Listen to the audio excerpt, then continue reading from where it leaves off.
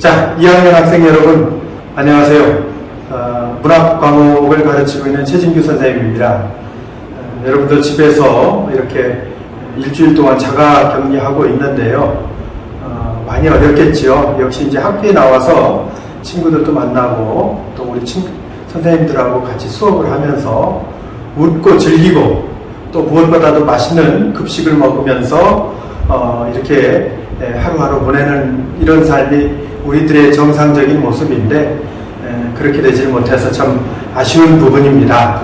그렇지만 이번 주만 잘 여러분들이 집에서 생활하면은요, 다음 주부터 이제 학교에 나와서 친구들하고 또 즐겁게 어울리고 재밌게 이렇게 또 수업을 할 수 있을 것 같습니다.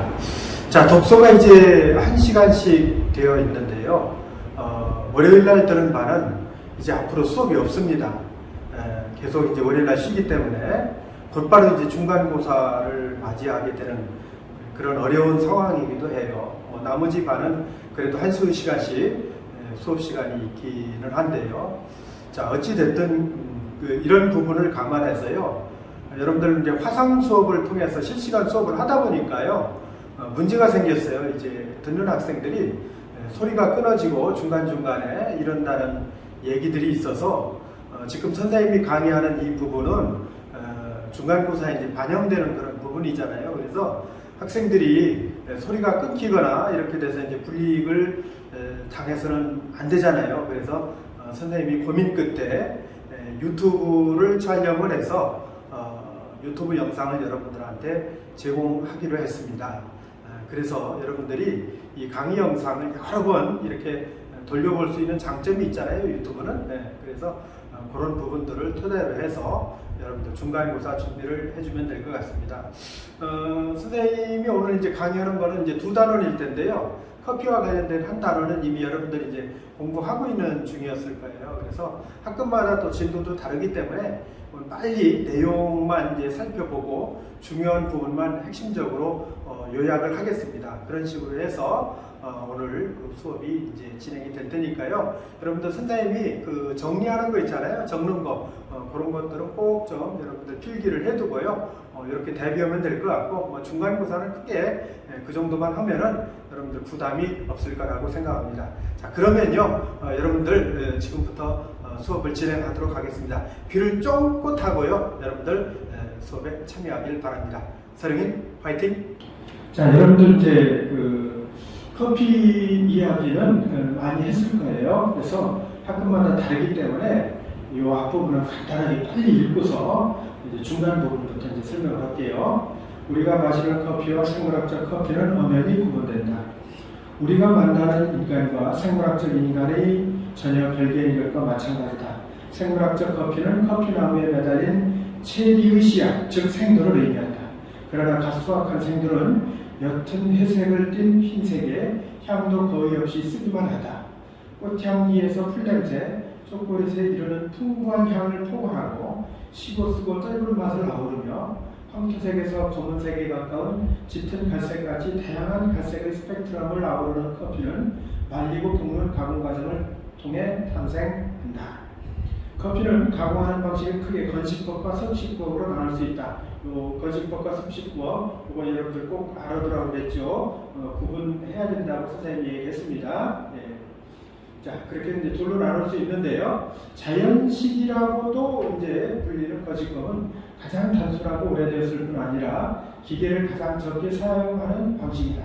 건식법의 첫 단계는 빨갛게 익은 커피 열매, 즉 체리를 수확하는 것이다.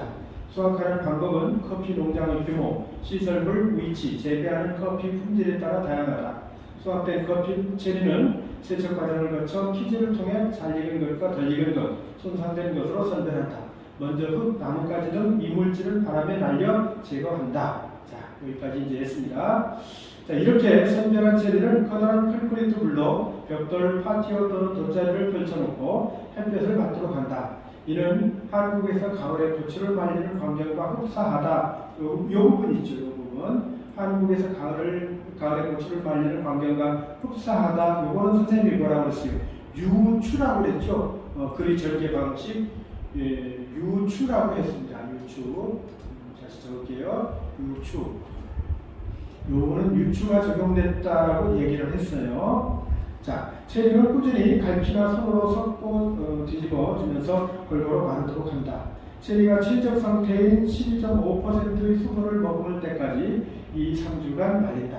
햇빛이 약하거나 습도가 높은 지역에서는 4주까지 말리기도 한다. 규모가 큰 농장에서는 더운 바람이 나오는 드라이어를 사용하여 말리는 기간을 단축하기도 한다. 건조 작업은 커피의 품질을 결정하는 가장 중요한 단계이다.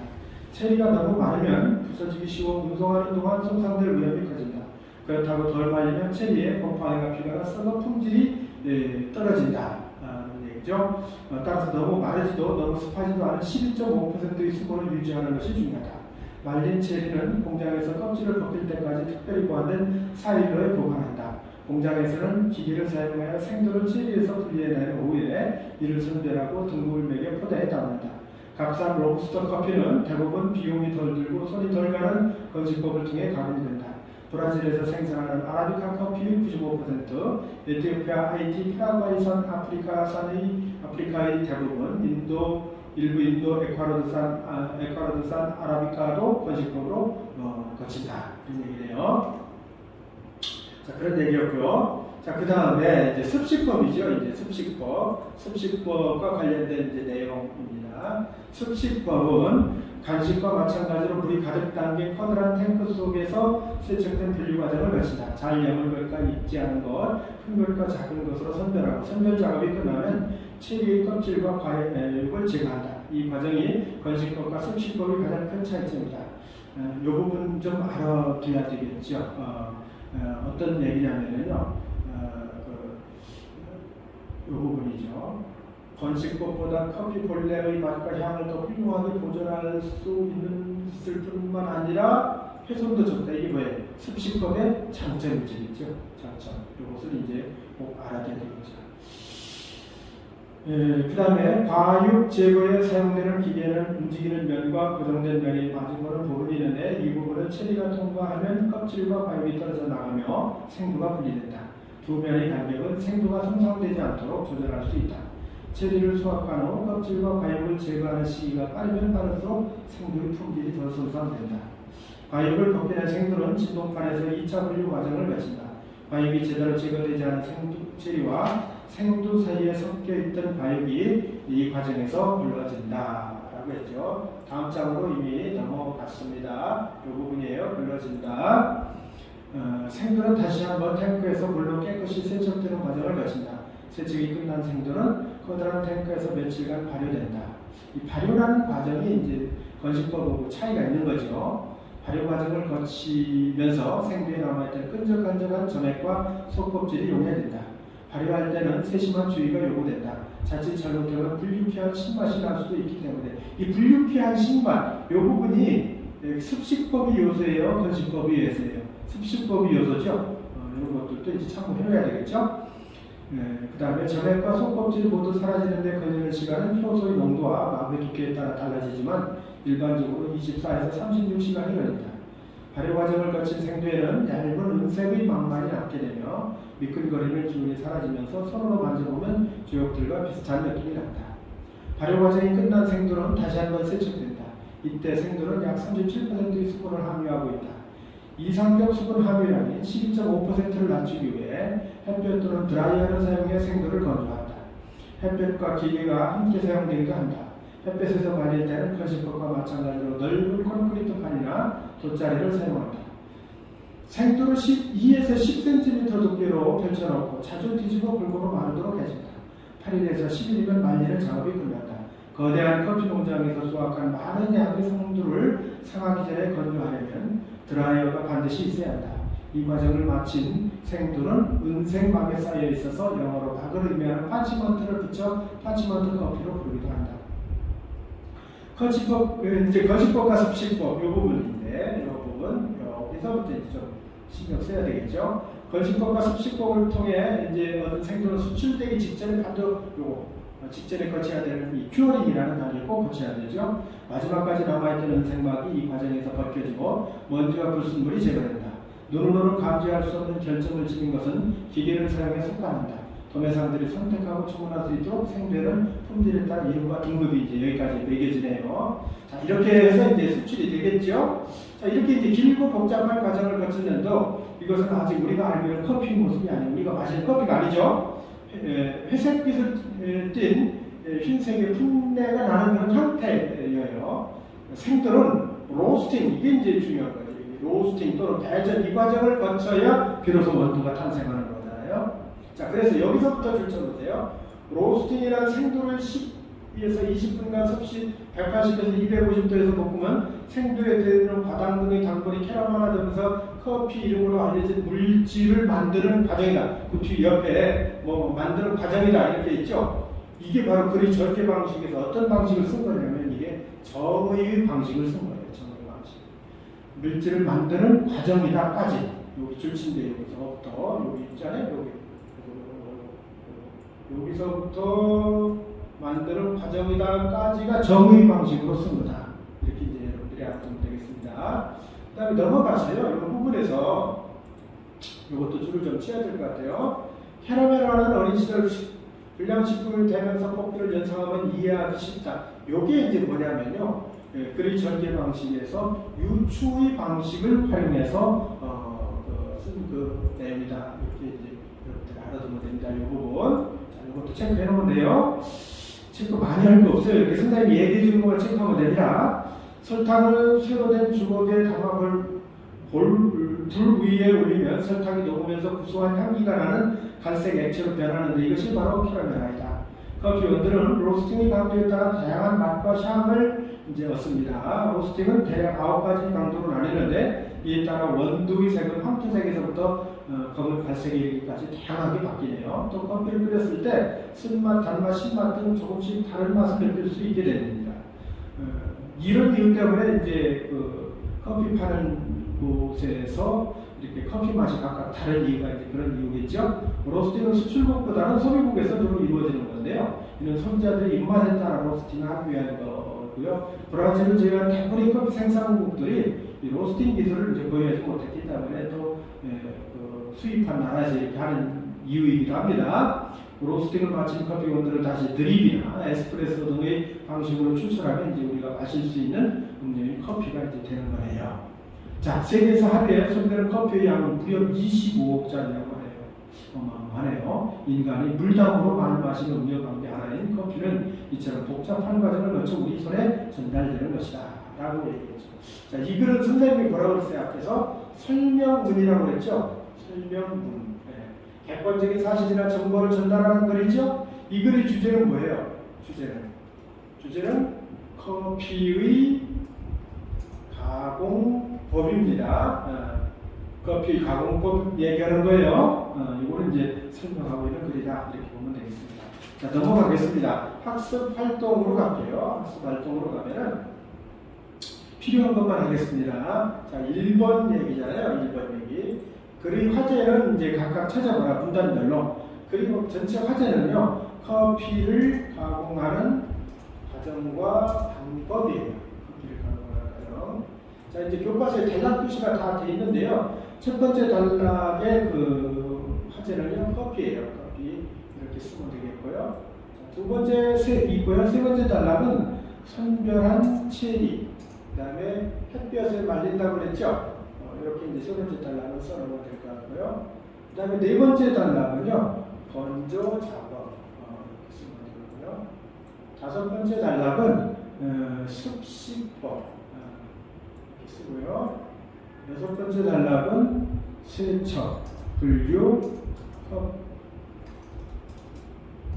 껍질과 과육 제거입니다. 이거는 조금 칸이 넘치니까 여기다 할게요, 선생님이. 여기 여섯 번째예요, 요게.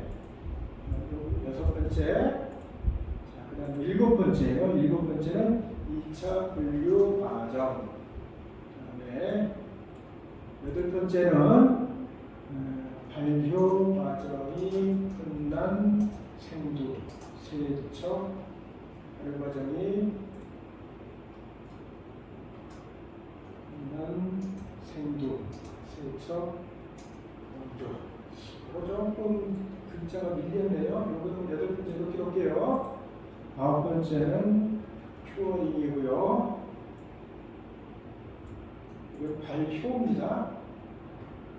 그 다음에 열 번째는 로스팅, 11번째는 커피 원두, 다양한 맛과 향 이렇게 되고요. 12번째는 커피, 복잡한 과정 이렇게 정리하면 되겠습니다. 자, 이렇게 쓰면 되겠죠? 됐습니다. 자, 이렇게 이제 여러분들 확인해 놓으면 되겠어요. 이렇게 정리하면 되겠죠. 자, 이제 넘어갑니다. 밑에 거로 갈게요. 자, 이제 요거 보고서 이제 쓰는 건데요. 요거 지난번에 이제 다 공부했던 거잖아요. 세 번째 거는 뭐예요? 세 번째 거. 문단번호 세 번째에 나와 있는 거. 문단번호 2번에는 분류와 과정이 있고, 세 번째는 아까 선생님 얘기한 유추, 비교와 대조. 가 이제 세 번째 문단에 나와 있고요. 그다음에 네 번째 문단에는 비교와 대조. 다섯 번째 문단은, 일곱 번째 문단에는요 과정이 나와 있고요. 그다음에 열 번째 문장은 정의하고 유추가 나와 있습니다.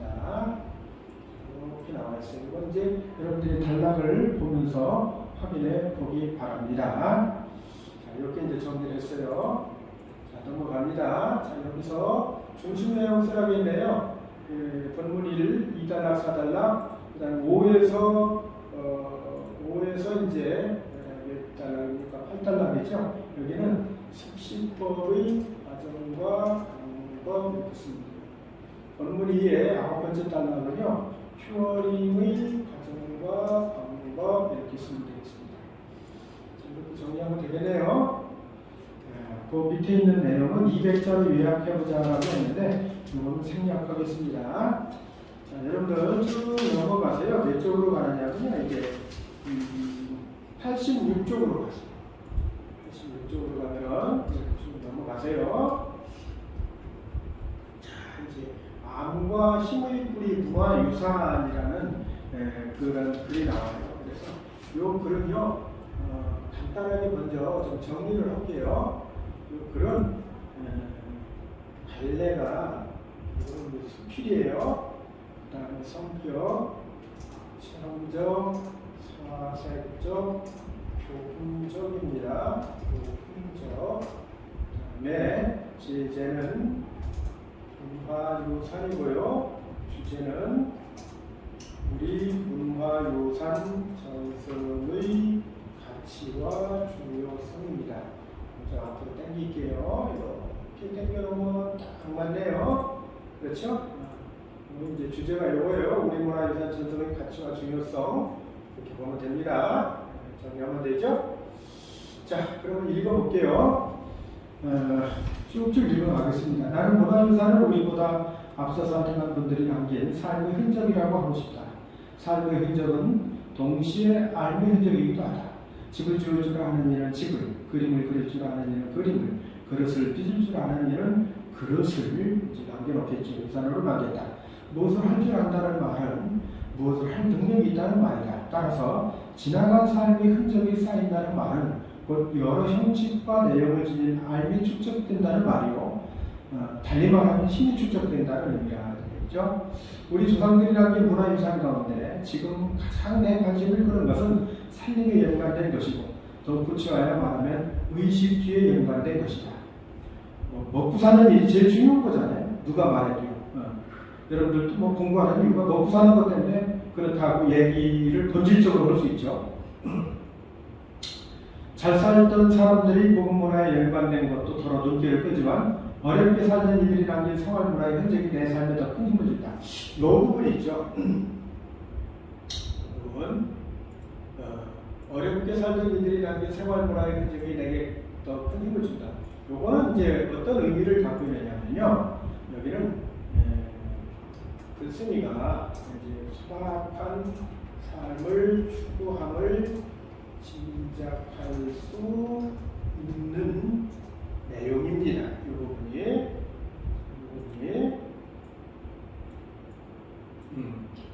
그렇죠? 소박한 삶을 추구할 수 있는 그런 것을 추구할 수가 있죠. 예, 추구한다는 것을 짐작할 수 있다. 할 수 있는 겁니다. 대학교 수직을 버리고 농사를 짓겠다고 결심했지만 나는 농사일의 전망이나 다름없다. 의식주의에 필요한 것을 기를 줄도 모르는 처지다. 아는 게 없으니 힘도 없다. 따라서 농촌 문화 유산을 이어가는 일은 나에게 신비함을 높이고 삶의 질을 추구하는 일이 아니라 그렇죠. 살아남는 생존, 의식주, 먹고 사는 걸 해결하는 절박한 생존의 문제라고 그랬죠. 자, 그 다음에 이제 넘어갑니다. 오른쪽으로요. 자, 내가 사는 동과 이때에는 여러 가지 나무가 서 있다. 조그마한 화단에도 이제 꽃도 있다. 잘 꾸며놓은 도시의 정원에 견주어 초라하게 짝이 없는 들이다. 소나무, 해양목, 향나무들로 대표되는 늘 푸른 나무는 한 그루도 없다. 겨울에는 살풍경하기 가지않다. 다 떨어져서 잎이 그러나 눈여겨보면 볼수록 이들 가꾼 꿀이 슬기로움에 놀라게 된다. 잘 손질된 앙증맞은 상록수로 꾸며놓은 정원은 조선식 정원이 아니다. 내 눈앞에 있는 이 시골집들이 조선식 정원이다. 우리 집들에는 감나무가 큰 것, 작은 것 합해서 7그루, 살구나무와 앵두나무, 석류나무, 보리수나무가 한 그루씩 있다. 또 화단에는 모란과 작약, 국화, 꽃꽃들이 심겨있다. 이상한 생각이 들었다. 다른 과일나무들은 한 그루뿐인데 왜 감나무만 유난히 많을까? 두 해야가 지나고 나서 그 이유가 조그마한 깨달음으로 가슴을 쳤다. 감을 오래오래 두고 먹을 수 있으니까 이 요깃거리죠. 가난한 사람들에게는요. 직접 먹어보면서 느낀 바지만 다른 과일들은 모두 한철 음식이다. 그리고 많이 먹어봤자 배를 불려주지는 못하다. 그러나 감을 볼감으로 깎아 오래 간직해두고 먹을 수 있을 뿐더러 공복에 훌륭한 요깃거리가 된다. 뿐만 해도 그렇다. 모란이나 작약의 뿌리는 좋은 한약재이고 창포물로는 머리를 감고 볶아서 다시 향기로운 술을 빌릴 수 있다. 아, 그렇구나. 생산 문화와 소비 문화의 차이가 뜰을 꾸미는 데서부터 이렇게 차이가 두드러지는구나. 이렇게 얘기하고 있죠. 자, 이건 이제 이렇게 봐야 되겠어요. 이제 이거 있잖아요. 요거. 이 생산 문화라는 거, 요거 소비 문화라는 거 있잖아요. 이 생산 문화라는 건 요거는 뭐냐면요. 지금 필자가 먹을 위는 농가의 틀이고요. 요 소비 문화는 바로 도시 정원을 의미하는 거예요. 그래서 이런 차이가 있다는 거, 요 생산 문화, 또 소비 문화 이런 차이가 있다. 이렇게 이제 알고 있으면 되겠습니다. 우리 집들의 서있는 과일나무들도 나에게 살아있는 문화의 사이지만 천연 물감을 만드는 여러 재료와 물들이는 법을 알려주는 마을 어른들이나 이웃들도 훌륭한 문화의 사이라고 할 수 있다. 지난해 여름부터 우리는 배에 천연 물감을 들이는 시험을 해왔다. 처음에는 툭감을 찍어 익지 않은 펄을감이죠. 직접 찧어 가롯을 만들었는데 한겨울이 되어 일손이 한가해지면서 차츰 실험의 범위를 넓혀갔다.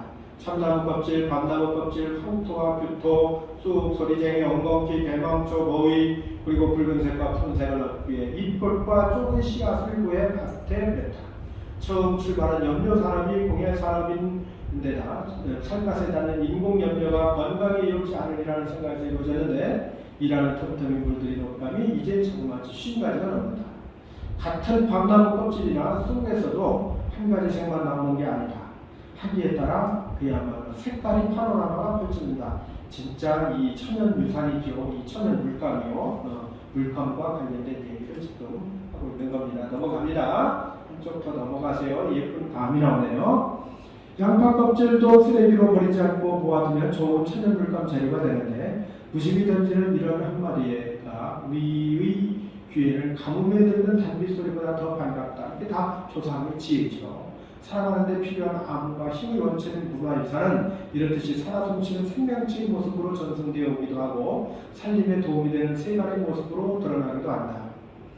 지난해부터 모으기 시작한 항아리가 큰 것, 작은 것 합해서 지금은 600개 넘게 장독대를 가득 채우고 있고 되게 많네요. 이 항아리들을 모으기 시작한 동기는 단순하다. 지난 1970년대부터 농촌 살림이 어려워지면서 도시를 떠난 이들이 무척 많은데 이분들이 떠날 때 빈집에 남기고 가는 대표적인 생활이 큰 항아리다.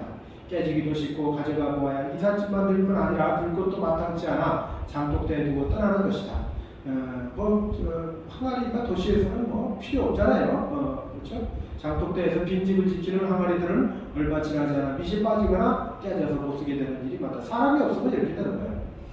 항아리를 빚은 옹기장의 공력도 공력이거니와 아름드리 소나무를 베어 1100도가 넘는 높은 온도에서 구운 소중한 그릇이 아무데도 쓰이지 못하고 버림받는 게 안타까워 이 숨쉬는 항아리들의 간장, 고추장, 식초, 효소, 젓갈을 담아 익히면 어려운 살림의 보탬이 될 날이 오리라는 기대 속에서 모은 것인데 장독대를 크게 만들어 앉혀놓고 보니 그렇게 아름다울 수가 없습니다.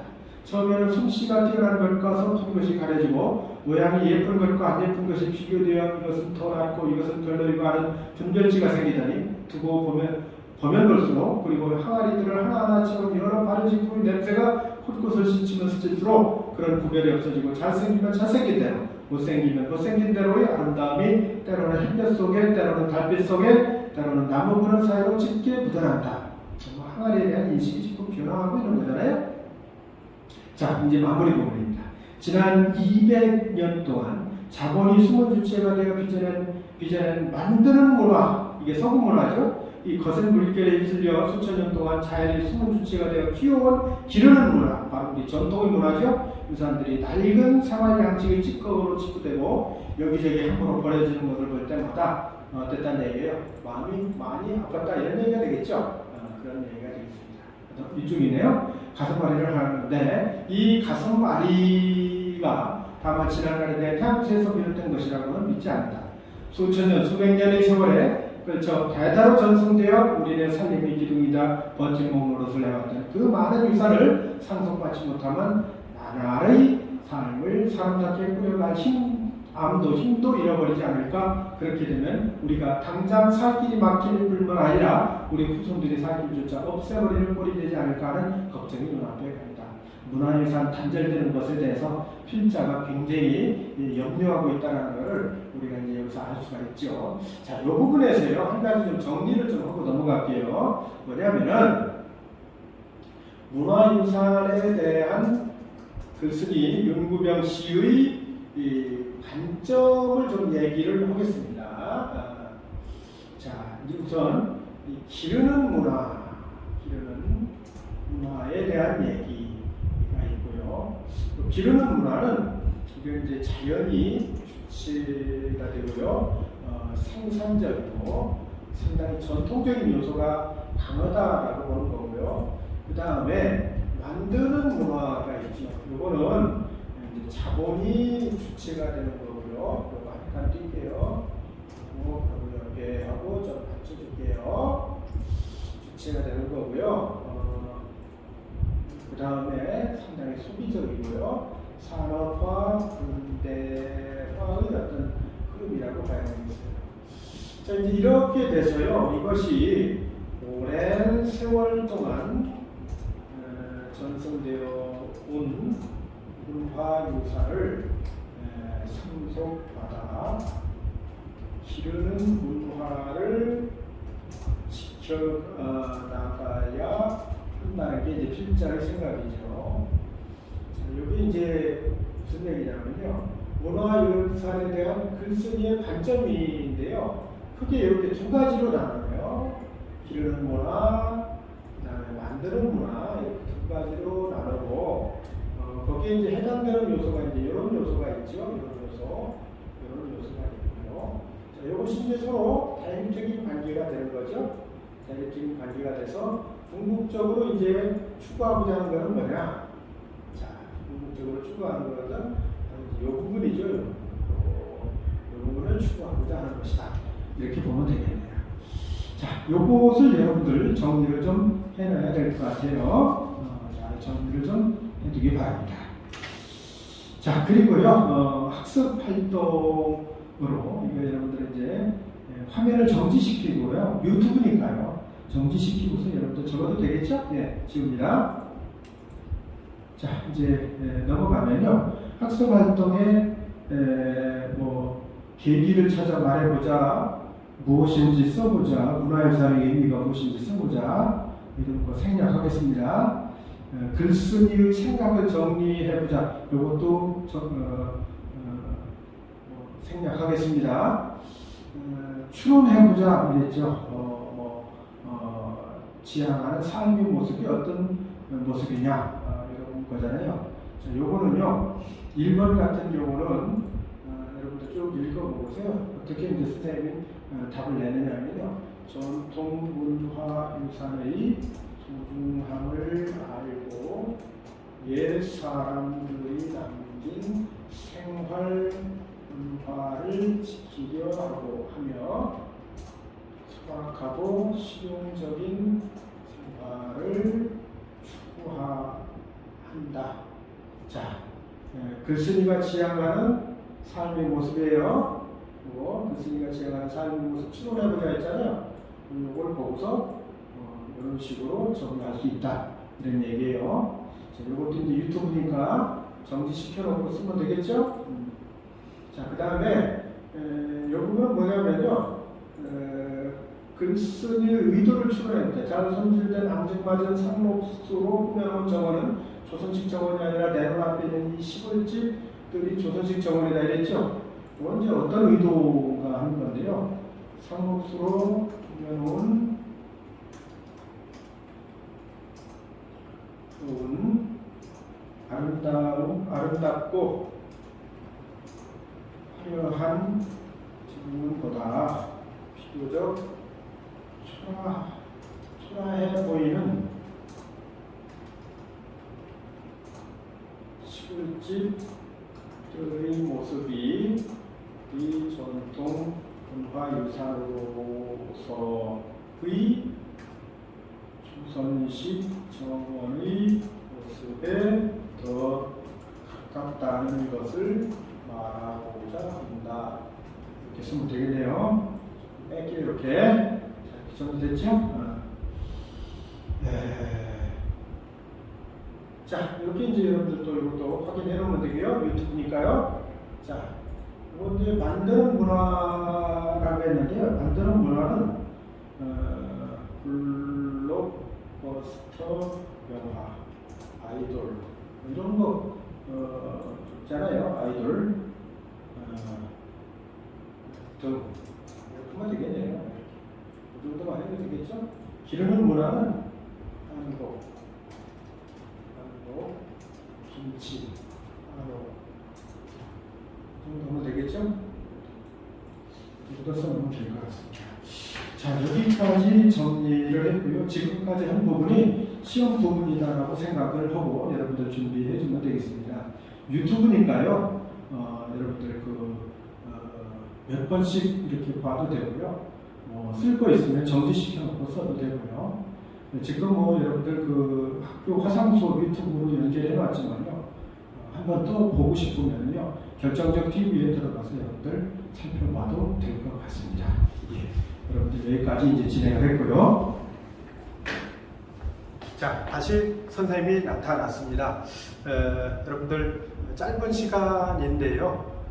시험 범위까지 여러분들 준비 잘 해주고요.